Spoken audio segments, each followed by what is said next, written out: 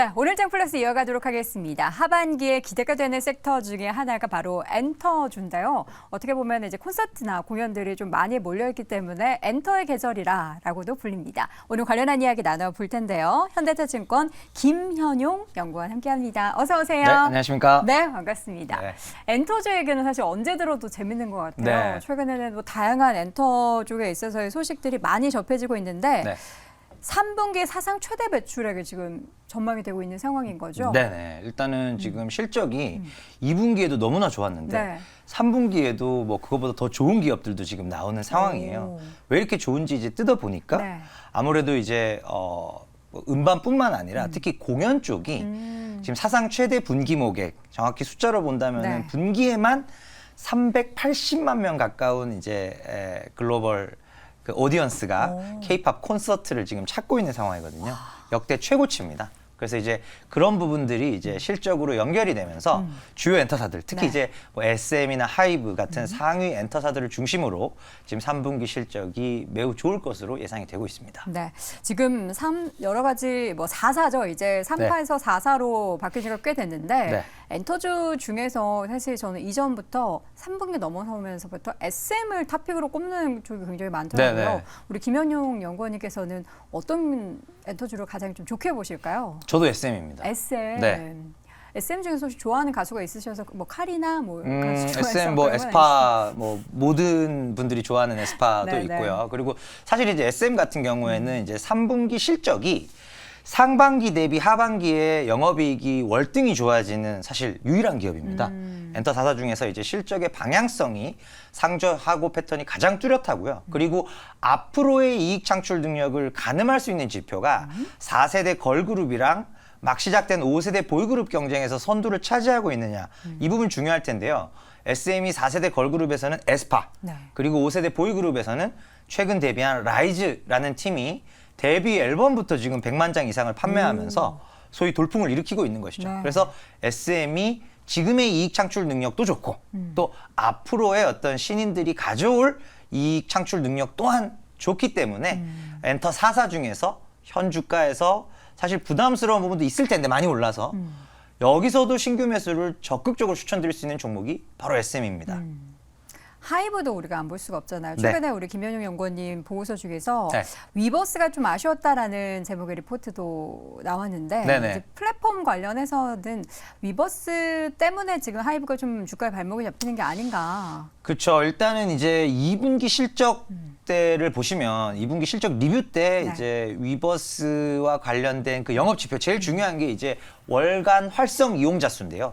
이 월간 활성 이용자 수의 증가가 기대치를 좀 하회했습니다. 이 부분 때문에 하이브 주가가 조금 미끄러지기도 했었고요. 다만 조금 이제 중장기적인 안목에서 본다면 위버스 쪽으로 한국뿐만 아니라 미국과 일본 해외 아티스트들이 꾸준히 입점이 되고 있고요. 팬 플랫폼으로. 그리고 지금 이제 SM 아티스트 열세 팀도 계획대로 하이브에 입점을 한 상태입니다. 그러다 보니까 아무래도 이제 이 플랫폼 선점 효과라고 하죠.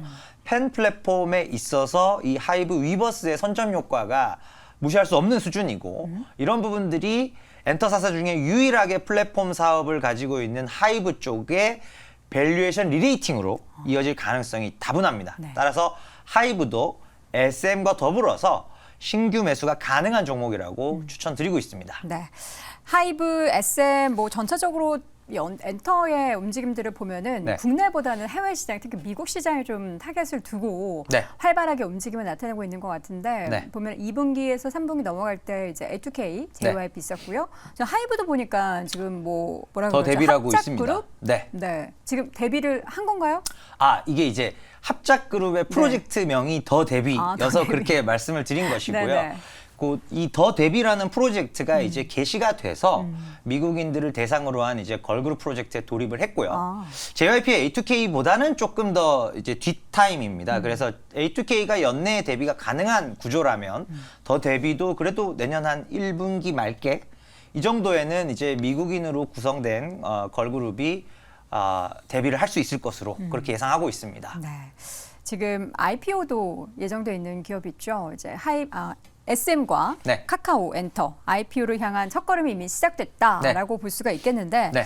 엔터에 있어서의 이 카카오 엔터의 IPO는 어떻게 좀 영향을 미칠까요? 일단은 이제 카카오 엔터가 SM을 이제 연초 1분기 때 인수를 하고 나서 상당히 좀 빠르게 움직이고 있어요. 그래서 카카오 엔터의 밸류업을 위해서 SM 인수가 반드시 필요했고 이 SM 인수를 발판으로 영업이익이 급증했거든요. 카카오 엔터의 연결 종속회사로 SM 이익이 편입이 됩니다. 그래서 이제 이 늘어난 이익을 기반으로 해서 카카오 엔터도 IPO에 지금 도전하는 그림이라고 보시면 될 것 같고요. 카카오 엔터는 지금 이제 이 K-팝 사업, 엔터 사업뿐만 아니라 잘 아시는 것과 같이 이제 웹툰 사업 그리고 드라마 제작업까지 하고 있습니다. 소위 K-팝, K-드라마, K-웹툰까지 이 모든 것을 종합적으로 영위하는 국내 유일의 엔터사이기 때문에 상장을 하게 될 경우 뭐 국내외 투자자들로부터 소위 뜨거운 어떤 성화가 열화와 같은 그런 성원이 있지 않을까. 예, 굉장히 이제 어떻게 보면은 시장의 관심을 한몫에 집중시킬 것으로 예상하고 있습니다. 카카오 주주분들 입장에서는 사실 되게 싫거든요. 그럼 그쵸. 카카오 주주분들은 오히려 카카오 엔터에 또 IPO에 참여하는 것도 해지를 할 수 있는 방법 중에 하나가 될 것 같기도 한데 맞습니다. 전체적으로 그 카카오 쪽에서 엔터 사업의 가치를 우리가 좀 가늠을 해보자면 네. 어느 정도라고 볼 수 있을까요? 일단은 이제 기업 가치, 특히 IPO 시의 기업 가치를 볼 때 IPO 직전에 기관 투자자들로부터 받았던 기업 가치보다는 높은 기업 가치에서 IPO를 하지 않습니까? 카카오 엔터의 경우는 IPO 직전 기업 가치가 이미 20조입니다. 따라서 24조, 5조, 뭐 한 25조 원 이상에서 IPO를 시도할 거다 이렇게 보고 있고요. 그 25조가 그러면은 뭐 가당키나 하냐라고 봤을 때는 충분히 달성 가능한 수준으로 파악을 하고 있고요. 왜냐하면 웹툰도 글로벌 뭐 1, 2위를 다투고 있고 네. 또 K-팝에서만 영업이익이 2천억 이상 나오는데 지금 K-팝의 밸류에이션 적용해 보면 이 사업만 가지고도 8조, 9조의 가치가 있거든요. 그래서 이 웹툰 부분, K-팝 부분 그리고 1위 음원 플랫폼인 멜론 그리고 이제 드라마 제작도 지금 전체 제작 편수 기준으로 우리나라 한 3등 제작사입니다. 네. 예, 굉장히 많이 올라왔어요. 그러네요. 이런 부분들이 종합적으로 고려된다면 충분히 25조 원 이상의 기업 가치를 시도해 볼 수 있을 것으로 생각됩니다. 네. 카카오 엔터가 이제 IPO를 하게 된다면 사실 네. 카카오 주주분들은 이번에 이제 두산 로보틱스 상장처럼 네. 두산이라는 지주사에 좀 긍정적인 영향, 주가에 영향을 미친 거를 기대하고 계신단 말이죠. 그쵸. 과연 그렇게 될까요? 카카오 때도 이게 2021년도에 인터넷 업황이 매우 좋았을 때 카카오뱅크와 카카오페이가 상장을 했었었고요. 네. 그때 카카오의 주가도 17만 원까지 갔었던 적이 있습니다. 물론 지금은 그때 대비 인터넷 업황이 꺾였고 또 중복 상장, 자회사 상장에 대한 투자자분들의 심리 또한 꺾였기 때문에 그 수준을 기대하는 건 어렵지만 지금 카카오 엔터의 기업 가치 여기에 카카오 적정 주가를 평가해 본다면 최소 6만 5천 원에서 8만 원 수준까지의 상승 여력이 있을 것으로 판단을 하고 있습니다. 네. 그래서 지금 5만 원이 채 안 되는 주가 그쵸. 영역에 있기 때문에 현 시점에서 본다면은 최소 한 35%에서 최대 한 뭐 5, 60%까지 주가 상승 여력이 있는 것으로 판단됩니다. 네.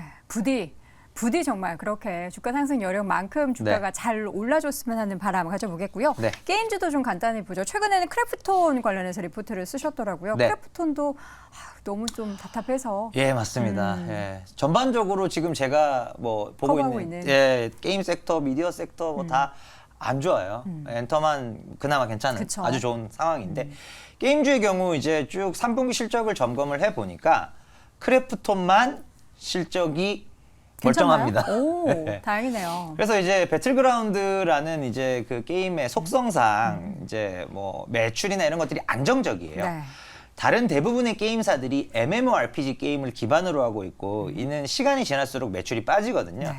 근데 배틀그라운드는 그렇지 않은 상황에서 3분기 실적도 작년 3분기 대비 영업이익 기준으로는 그래도 5에서 10% 성장. 매출액도 최소한 작년 3분기 수준을 방어하는 게 가능한 유일한 게임 기업이기 때문에 크래프톤은 지금 이제 뭐 소위 말하는 주가 수익 배수 PER로 보더라도 15배가 채 안 되는 수준이거든요. 네. 그래서 다소간의 어떤 리스크를 감안하더라도 지금 투자해 볼 만한 구간이다. 이렇게 말씀드리겠습니다. 네. 게임주에 대해서 사실 뭐 엔터와의 매력을 네. 비교를 할 수는 없겠지만 같이 커버하고 계신 입장에서 네. 그러면 하나 섹터를 꼽는다면 엔터시겠네요? 당연히 엔터입니다. 네, 지금은 엔터 쪽 업황이 훨씬 좋은 게 맞고요. 게임 같은 경우는 이제 그 신작이 나오는 사이클, 그것들이 집중될 때 또 네. 굉장히 폭발력 있는 상승을 지금까지 보여왔었거든요. 네네. 그 사이클은 이제 한 내년 상반기 정도 조금 더 기다리시면 좋을 것 같습니다. 알겠습니다. 자, 그래서 오늘 엔터와 게임주 이야기를 좀 나눠봤고요. 오늘 이 시간 현대차증권 김현용 연구원 함께했습니다. 고맙습니다. 네, 감사합니다.